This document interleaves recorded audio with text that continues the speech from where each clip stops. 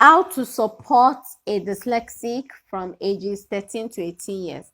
Now, we should know that by high school, or I would say what we call by the secondary school level, what intervention can you give the child?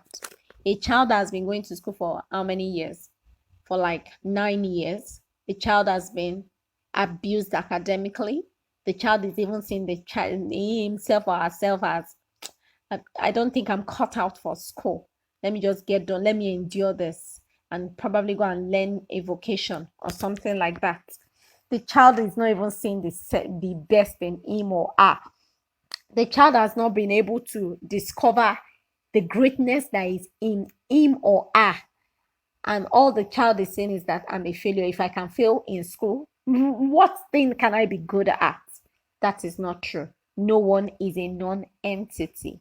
So by high school or secondary school, children are no longer learning to read and have transitioned to reading to learn. They are no more learning to read. They have transitioned to reading to learn. Accommodations and assistive technology will be very vital at this time. Accommodations and assistive technology will be vital.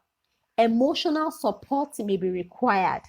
Teenagers can improve limited literacy skills if they have the personal motivation. You now call someone in SS3. Okay, sit down, start learning. Someone who is preparing for WIC, who has further maths, who has geography, who has physics, who has chemistry to study. Start telling the person, okay, you blend this word, what is the child will be looking, teenagers, their minds are already somewhere else.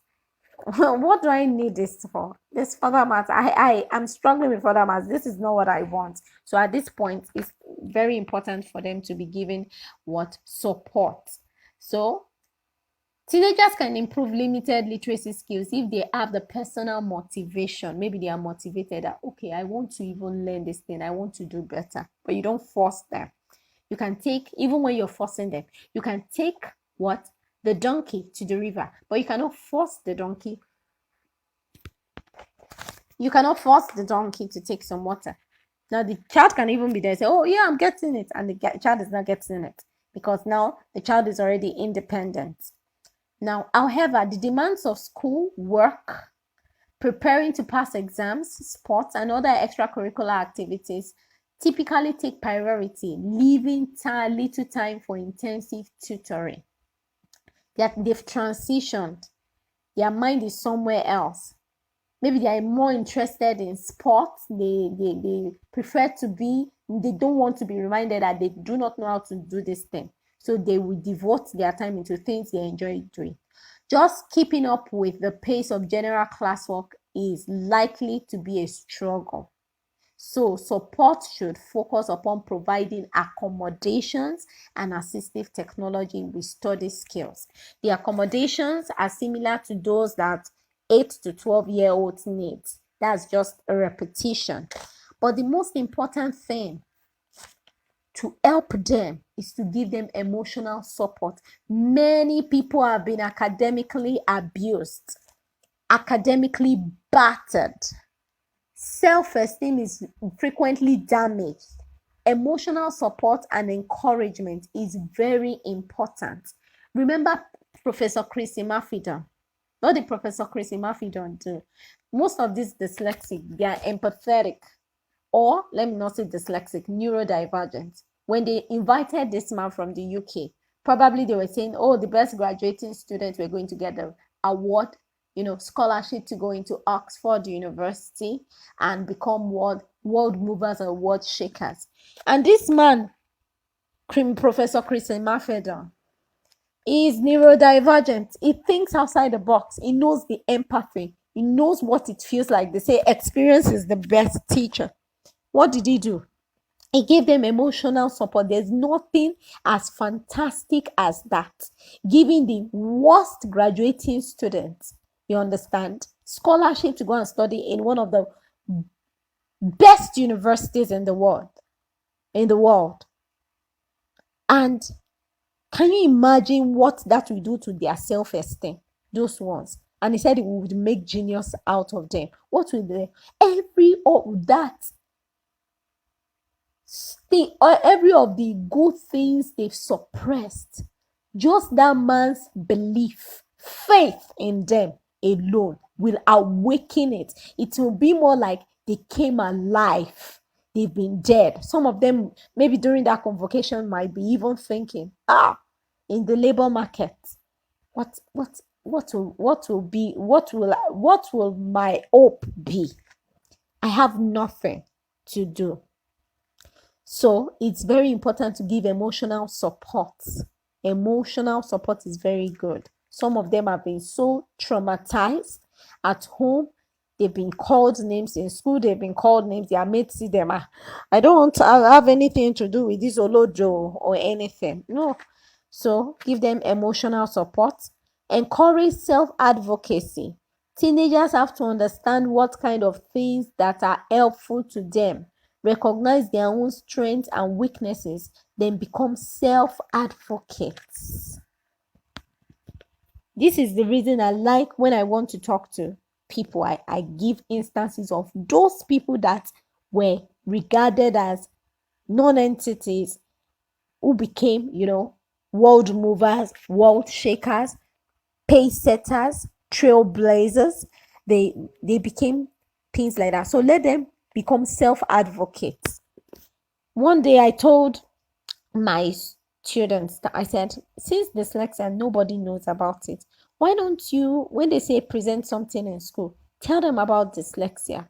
And it's like, I don't want to. That is talk about dyslexia. Many people will just, because they're already used to people having this mentality about them that this nothing can come out of this one. What do you have to say? So help them to be self-advocates. For instance, look at Judy Singer.